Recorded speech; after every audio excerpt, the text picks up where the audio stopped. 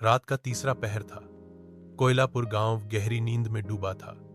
हर छप्पर से बौंधी लालटेन बुझ चुकी थी, पर गांव के अंतिम छोर पर एक पुरानी, कटी, फटी झोपड़ी में अब भी एक टिमटिमाती लौ जल रही थी।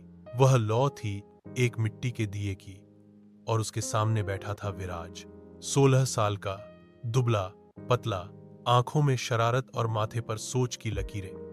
वह गांव के स्कूल में पढ़ता था, लेकिन उसका असली स्कूल था किताबों की दुनिया। विराज अनाथ था। उसके माता पिता का कोई अता पता नहीं।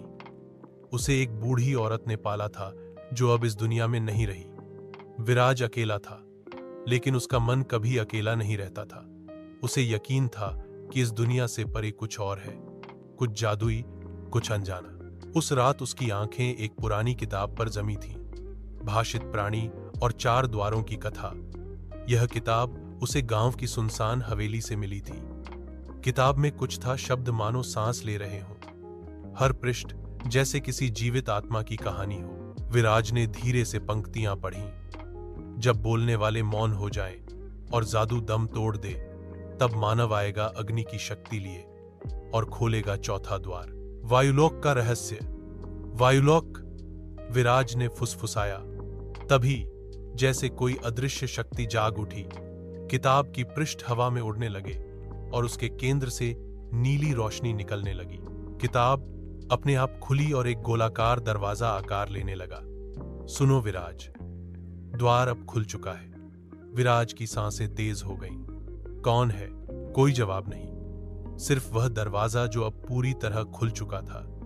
उसके पार दिख रहा था एक अलग ही संसार। हरे भरे जंगल, उड़ते हुए जानवर, चमकते जलप्रपात और हवा में तैरता संगीत। वह सोच में डूबा रहा, क्या यह सपना है? क्या वह पागल हो गया है?